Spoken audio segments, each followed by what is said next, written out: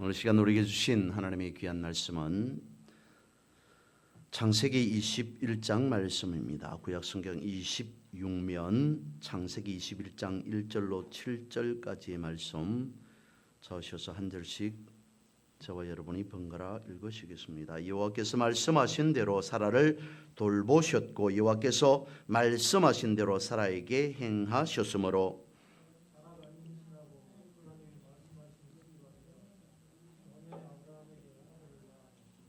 아브라함이 그에게 태어난 아들 곧 사라가 자기에게 낳은 아들을 이름하여 이삭이라 하였고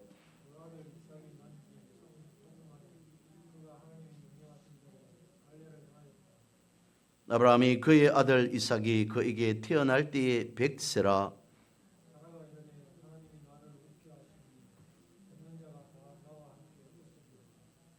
7절 말씀 같이 보겠습니다. 또 이르되 사라가 자식들을 젖먹이겠다고 누가 아브라함에게 말하였으리요마는 아브라함의 노경에 내가 아들을 낳았도다 하니라. 아멘. 오늘 본문의 말씀을 가지고 제목을 잡아본 것이 하나님의 긍휼입니다. 긍휼이라고 하는 이 불쌍히 여긴다라고 하는 말은 어머니의 태에서 그 어원이 나왔다고 합니다. 어머니의 태라고 하는 것은 세상에서 가장 어쩌면 평안하고 안전한 곳이겠죠. 긍휼이 그렇다는 겁니다. 그러니까 하나님이 우리에게 베푸시는 사랑, 하나님이 우리에게 베푸시는 긍휼이 바로 그와 같다는 것이죠. 긍휼이라고 하는 것은 저주를 받아 마땅한 죄인이 저주를 받지 않는 것, 그런 죄인에게 저주하지 않는 것, 버림받아 마땅한 사람을 오히려 버리지 아니하고 지켜주고 돌보아주는 것, 그것이 긍휼 아니겠습니까? 이 긍휼이 하나님께 있었기에 오늘 우리가 존재할 수 있다는 것입니다. 성경은 우리에게 말씀하고 있습니다. 첫 번째 시편 103편 13절에 이르기를 아비가 자식을 긍휼히 여김같이 여호와께서는 자기를 경외하는 자를 긍휼히 여기시나니 라고 말씀을 하시죠. 그리고 신약에서 예수님께서도 말씀하십니다. 마태복음 5장 7절에 이르기를 긍휼히 여기는 자는 복이 있나니 그들이 긍휼히 여김을 받을 것이미요. 그렇다면 하나님은 왜 우리를 긍휼히 여기시는 걸까요? 하나님의 형상대로 지음받은 아담과 하와가 하나님의 말씀, 하나님의 명령을 버리고 죄에 빠져버리게 되어지죠. 분명 하나님의 말씀을 버렸습니다. 하나님을 버린 겁니다. 그런데도 하나님께서는 죄에 빠진 하나님을 버린 인간을 불쌍히 여기셨습니다. 긍휼히 여기셨습니다. 그래서 예수님을 이 땅에 보내시사 십자가에 달리게 하심으로 하나님이 가지고 계셨던 하나님의 사랑하심, 하나님의 긍휼이 무엇인지를 나타내 보여주신 것이죠. 이것이 바로 하나님께서 갖고 계신 인간을 향한 긍휼의 시작이었고 그리고 완성이 아닐까 싶습니다. 그러면 하나님의 자녀인 우리가 세상 가운데에서 어떻게 해야 한다는 그겠습니까? 말씀을 살펴보면 마태복음 5장 43절에서 48절까지 말씀을 공동 번역으로 읽어봅니다. 내 이웃을 사랑하고 원수를 미워하여라 하신 말씀을 너희는 들었다. 그러나 나는 이렇게 말한다. 원수를 사랑하고 너희를 박해하는 사람들을 위하여 기도하여라. 그래야만 너희는 하늘에 계신 아버지의 아들이 될 것이다. 아버지께서는 악한 사람들에게나 선한 사람에게나 똑같이 햇빛을 주시고 옳은 사람에게나 옳지 못한 사람에게나 똑같이 비를 내려 주신다. 너희가 자기를 사랑하는 사람들만 사랑한다면 무슨 상을 받겠느냐? 세리들도 그만큼은 하지 않느냐? 또 너희가 자기 형제들에게만 인사를 한다면 남보다 나을 것이 무엇이냐?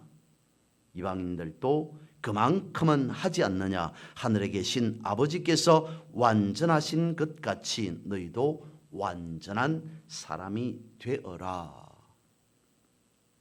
어떻게 하나님의 사랑을, 하나님의 긍휼을 받은 자인 우리가 세상에서 살아가야 하는지, 그것을 성경은, 예수 그리스도는 우리에게 이와 같이 말씀해 주고 있습니다. 먼저 하나님께서 그것을 나타내 보여주셨고, 사람으로 오신 예수 그리스도께서 역시 그것을 보여주셨습니다. 예수님께서 제자들에게만 발을 씻겨 주신 거겠습니까? 아니라는 거죠. 대표적으로 거기에 예수님 앞에 있었던 제자들에게 예수님이 발을 씻긴 겁니다. 그것은 모든 세상 사람들을 예수는 그리스도 되시사 씻어 주셨다는 것이죠. 씻겼다는 겁니다. 몸만요 아니라는 거죠. 인간의 모든 것을 다 새롭게 변화시켰다. 하나님이 가지고 계셨던 긍휼, 예수 그리스도께서 베푸셨던 긍휼, 그것을 마태복음에서 주님은 이와 같이 말씀하고 있습니다. 하버드 대학에 다니는 한 학생이 아프리카에 있었던 슈바이처 박사를 만나고자 합니다. 그를 찾아가서 그로부터, 슈바이처로부터 가르침을 받고자 하였다는 것이죠. 그런 생각했습니다. 만약에 내가 아프리카까지 슈바이처를 찾아간다면 그는 나를 엄청나게 환영해 줄 것이다. 그런 생각을 갖고 슈바이처를 만나러 갔습니다. 그런데 자신을 환영해 주리라, 정말 대단한 학생이다, 청년이다 라고 그렇게 박수를 보내주리라 라고 생각하고 갔건만 정작 아프리카에 가보니 슈바이처는 그를 만나주지 않습니다. 아니, 그들도 보지도 않습니다. 몇 날, 며칠이 흐릅니다. 아무래도 슈바이처가 그를 만나주지 않을 것 같습니다. 귀국해야 될 것 같다라고 하던 그 찰나에 아프리카에 엄청난 홍수가 일어납니다. 그때에 몸이 좋지 않은 한 어린 아이가 홍수에 밀려 또 내려갑니다. 그 모습을 본 이 청년이 뛰어들어가서 그 아이를 구해냅니다. 그러고 난 다음 날에 슈바이처가 그를 만나자고 연락을 합니다. 두 사람이 만났습니다. 슈바이처가 그 청년에게 말합니다. 나는 너를 만날 이유도 만나고 싶지도 않았다. 근데 내가 몸이 좋지 않은 한 어린 아이, 그것도 홍수 속으로 뛰어들어서 구해주는 그 긍휼한 마음을 보고 너를 만나기로 생각하였다라고 말합니다. 그러면서 이어서 말하기를 세상을 구할 수 있는 것은 의사도 약도 아닌 바로 긍휼히 여기는 마음이다 라고 말해주더라는 겁니다. 여러분, 세상을 치유하고 변화시킬 수 있는 것은 예수님께서 마태복음에서도 말씀하고 있습니다. 긍휼히 여기는 마음이 아니냐. 이것은 이래서 저것은 저래서 라고 따지고 저울질하는 것이 아니라 예수 그리스도를 믿는 우리들이 세상을 살아가면서 예수님의 시선으로 세상을 바라보고 그와 같이 행동, 삶을 살아가는 것, 그것을 주님은 긍휼히 여기는 마음이라고 말해도 과언이 아닐 것 같습니다. 또한 슈바이처도 그렇게 말했습니다. 세상에는 긍휼히 여기는 마음을 가진 자가 많아야 된다. 그런 자들이 세상을 변화시킬 수 있다라고 말했다는 거죠. 오늘 본문의 말씀은 긍휼에 대해서 뭐라고 말씀하고 있겠습니까? 본문은 그것입니다. 아브라함과 사라에게 하나님께서 말씀하신 그 약속의 말씀이 구체적으로 어떻게 이루어졌는가라고 하는 것을 말씀하고 있죠. 드디어 하나님께서 아브라함에게 그리고 사라에게 약속하신 그 약속이 아들 이삭이 태어남으로 이루어졌습니다. 성취되었습니다. 오늘 본문의 말씀 창세기 21장 1절과 2절은 이렇게 말씀하고 있습니다. 여호와께서 말씀하신 대로 사라를 돌보셨고 여호와께서 말씀하신 대로 사라에게 행하셨으므로 사라가 임신하고 하나님이 말씀하신 시기가 되어 노년에 아브라함에게 아들을 낳으니 라고 말씀을 하십니다. 여기에서 하나님께서 말씀하신 대로 여호와께서 말씀하신 대로라고 하는 그 말씀하신 대로라고 하는 것은 그 전에 그러니까 창세기 17장 창세기 18장에서 말씀하셨던 그 말씀대로 하나님께서 아브라함과 사라에게 약속하신 것을 이루셨다라고 하는 것이 여호와께서 말씀하신 대로 여호와께서 말씀하신 대로라고 하는 그것이었고, 그리고 2절에 이어서 말씀하셨던 그 시기가 되어서 저들에게 언약이 성취되었음을 나타내 보여주고 있습니다. 하나님의 약속은 반드시 이루어진다는 것을 말씀해 주고 있는 것이죠. 그리고 다시 한 번 더 1절 말씀해 보면 이렇게 말씀하고 있습니다. 여호와께서 말씀하신 대로 사라에게 행하셨으므로 라고 말씀을 하고 있습니다. 사라는 잉태할 수 있는 나이가 아니었습니다. 그런데 사라가 잉태할 수 있도록 하나님께서 특별히 역사하셨다라고 하는 것을 행하셨으므로 라고 하는 것으로 말씀하고 있습니다. 나이가 많았기 때문에 사라는 단산하였습니다. 단산되었습니다. 그런데 잉태할 수 있었던 것은 하나님의 은혜와 그 능력을 믿었기 때문이다 라고 히브리서 11장 11절은 말씀하고 있습니다. 그렇다면 오늘 본문이 말씀하고 있는 것은 무엇이라는 겁니까? 모든 것이 다 하나님의 긍휼이라는 것이죠. 하나님께서 아브라함을 부르셨을 때부터 그리고 아들 이삭이 태어나기까지 모든 것이 다 하나님의 긍휼이라는 것입니다. 왜 그렇습니까? 하나님께서 아브라함을 부르셨다는 것 자체가 긍휼이기 때문이라는 것이죠. 창세기 12장 1절로 3절은 이와 같이 말씀하고 있습니다. 여호와께서 아브라함에게 이르시되 너는 너의 고향과 친척과 아버지의 집을 떠나 내가 내게 보여줄 땅으로 가라. 내가 너로 큰 민족을 이루고 내게 복을 주어 내 이름을 창대하게 하리니 너는 복이 될지라. 너를 축복하는 자에게는 내가 복을 내리고 너를 저주하는 자에게는 내가 저주하리니 땅의 모든 족속이 너로 말미암아 복을 얻을 것이라 하신지라. 여러분, 이 말씀을 창세기 12장 1절에서 3절까지의 이 말씀을 어떻게 보십니까?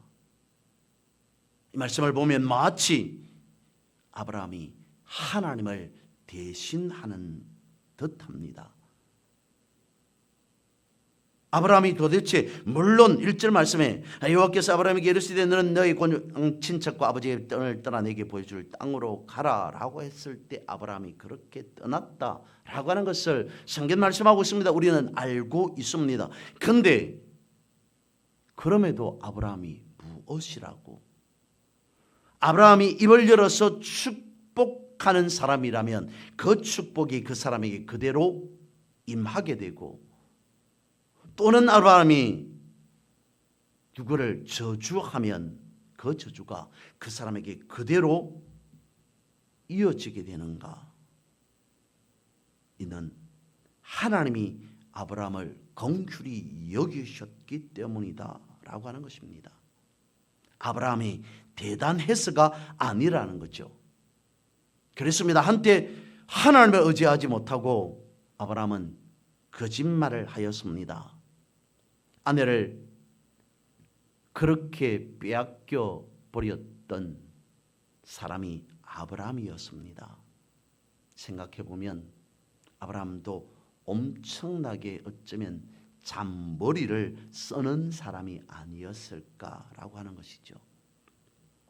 그러니까 그 순간에 하나님의 긍휼이 없었다면 아브라함뿐만 아니라 아내의 목숨까지 잃을 뻔했습니다.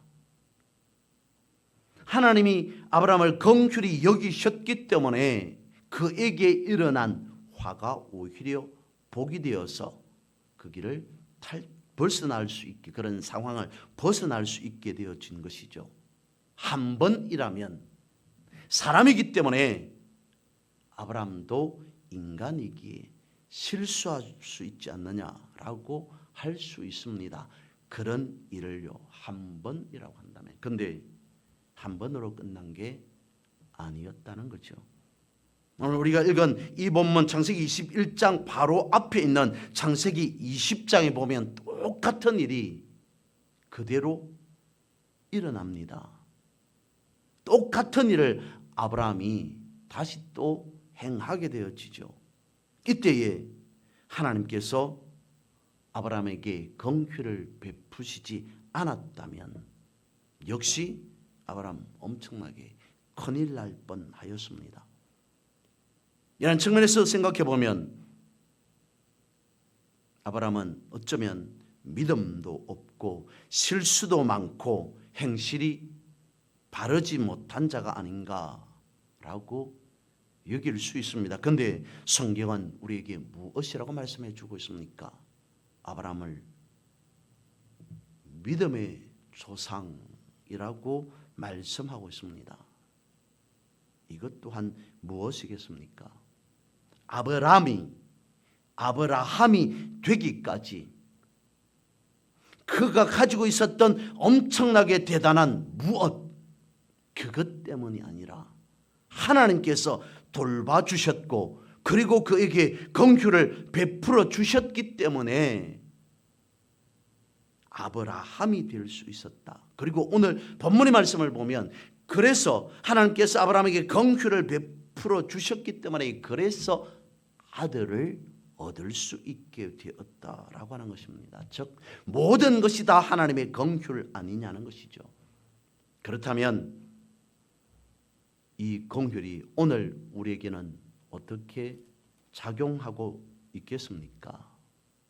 긍휼은 교회 안에 있다라고 먼저 말씀을 드릴 수 있습니다. 하나님은 이스라엘 백성들에게 십계명을 허락해 주셨습니다. 그리고 예수 그리스도께서 이 땅에 오셨을 때 저들은 나는 어려서부터 이것을 다 지켰습니다 라고 말합니다. 저들이 계명을 지켰다라고 하는 것은 다름 아닌 율법적인 것이었습니다. 달리 말하면 인간적인 것이었고 도덕적인 것이었습니다. 그런데 그것을 하나님은 원하는 것이 아니었습니다. 왜냐하면 긍휼이라고 하는 것은 혼의 영역이 아니라 영의 영역이기 때문인 것이죠. 혼적인 것이 아니라 영적인 것이라는 것입니다. 생각해 봅니다. 하나님이 우리를 긍휼히 여기신다 말씀하고 있습니다. 하나님이 나를 긍휼히 여기신다라고 하는 이 말을 우리가 이성적으로 생각해 보면 도무지 이해가 되어지지 않습니다. 그러니까 영의 일이라고 하는 것을 사람이 아무리 생각하고 또 생각하여도 이해하고 또 이해하여도 할 수 없는 것이기 때문입니다. 믿음으로만 반응할 수 있기 때문에 그 비밀을 보여주고 가르쳐 주는 곳이 바로, 장소를 말씀을 드리는 것이 아닙니다. 그곳이 바로 교회라고 하는 것이죠. 그래서 긍휼은 교회 안에 있다는 겁니다. 교회 안에서 하나님께서 성령으로, 믿음에 반응하는 우리에게 성령으로 긍휼이 무엇인지를 깨닫게 해 주신다는 것입니다. 그래서 우리는 보혜사 성령으로 긍휼을 깨달을 수 있게 되어진다는 것이죠. 그 긍휼이 풀어진 곳이 바로 교회 공동체 안에서라고 하는 것입니다. 그리고 이어서 하나님은 영광을 받기로 예비된 자를 긍휼히 여기신다는 것입니다. 하나님께서 사랑하고 축복하고자 하는 자를 긍휼히 여기십니다. 그리고 은혜를 주시죠. 하나님께서 긍휼히 여기심으로 우리 안에 예수 그리스도의 영이 거할 수 있습니다. 하나님께서 긍휼히 여기심으로 영광 받을 수 있고 또 축복이 예비되었음을 알 수 있습니다. 긍휼이라고 하는 것에 대한 좋은 예화가 다름 아닌 선한이라고 이름을 붙입니다마는 사마리아인에 대한 비유에서 찾아볼 수 있습니다. 어느 날 몇 명의 종교 지도자들이 상처 입은 사람의 곁을 지나갑니다. 그들은 강도 만난 그 사람을 생각할 겨를이 없었습니다. 지나쳐 버립니다. 그들 중 어떤 사람도 공경에 빠져 있는 그를 도와서 자신의 시간을 할애하지 않았습니다. 그런 때 사마리아 한 사람이 지나가게 되어집니다. 그는 가던 길을 멈춥니다. 상처 입은 그 사람을 돌보았습니다. 자신의 시간을 할애했습니다.